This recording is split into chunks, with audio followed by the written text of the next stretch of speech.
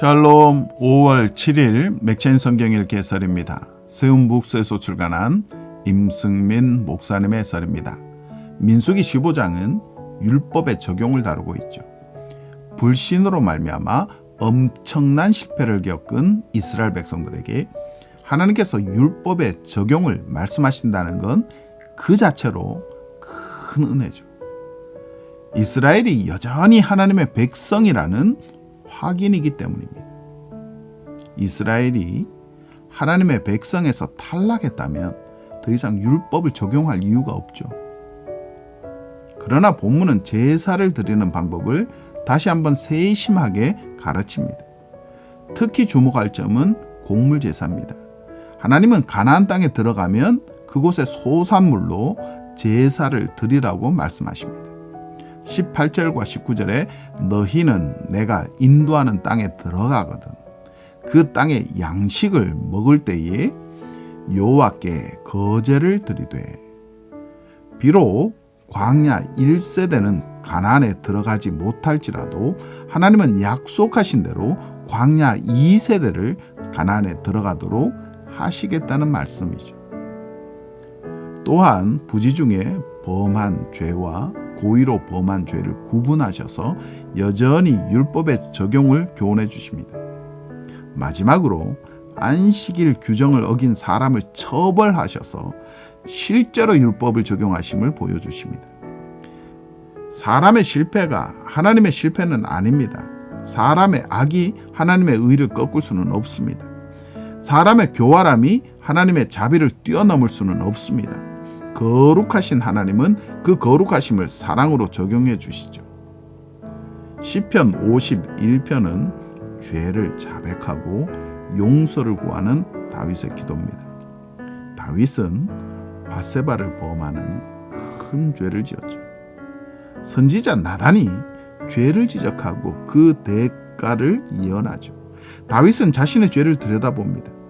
자신의 죄가 출생 전부터 이어져 오고 있다는 사실도 고백합니다. 이제 다윗의 소망은 한 가지죠. 하나님의 자비로우심입니다. 하나님께서 자신을 불쌍히 여기시고 회복시켜 주시는 것만이 유일한 소망이 되었습니다. 자기 자신에게는 선한 것이 하나도 남아있지 않다는 것을 깨달았기 때문이죠. 제사를 100번 드린들 무슨 소용이 있겠습니까? 하나님께서 원하시는 제사는 상하고 통회하는 마음이죠. 상하고 통회하는 마음은 자신의 죄와 무력함을 알고 하나님의 의와 자비의 소망을 거는 마음입니다. 이사야 5장은 포도원 비유입니다. 본문은 나단이 밧세바를 취한 다윗에게 경고하려고 갔을 때 취한 이야기 방식과 유사하죠. 비유를 통해 자기 자신의 죄를 들여다보게 하는 방식입니다. 포도원은 이스라엘을 말하고 포도원 주인은 하나님을 뜻합니다. 포도원 주인은 온 정성을 다해서 포도나무를 돌봤습니다. 땅을 부드럽게 하고 극상품 포도나무를 심었죠. 할 수 있는 모든 것을 다 하고 열매를 기다렸습니다. 그런데도 먹을 수도 없는 들포도가 맺힌 거죠. 화가 난 포도원 주인은 그 포도원을 갈아엎어버렸습니다. 8절 이하는 이스라엘이 맺은 들포도에 관한 설명이죠.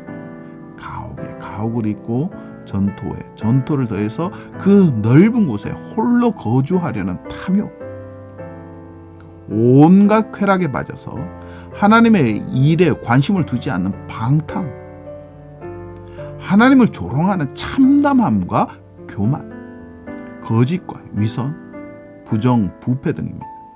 하나님은 이 모든 악행을 반드시 징벌하십니다. 히브리서 12장은 하나님께서 징계하시는 목적에 관해 교훈합니다. 하나님은 죄에 대해 엄격한 기준을 갖고 계시죠. 악을 저지르는 사람은 징계를 당합니다. 하나님의 징계는 때로 날카롭고 무겁습니다. 그러나 하나님의 징계는 꼭 필요하죠. 자기 백성의 유익을 위해서 행하시는 것이기 때문입니다. 11절에 무릇 징계가 당시에는 즐거워 보이지 않고 슬퍼 보이나 후에 그로 말미암아 연단받은 자들은 의와 평강의 열매를 맺느니라. 징계는 하나님께서 우리를 여전히 당신의 자녀로 대하시고 있다는 증거입니다. 성도는 징계를 만났을 때 속히 돌이켜서 의의 열매를 맺기 위해 힘써야 합니다.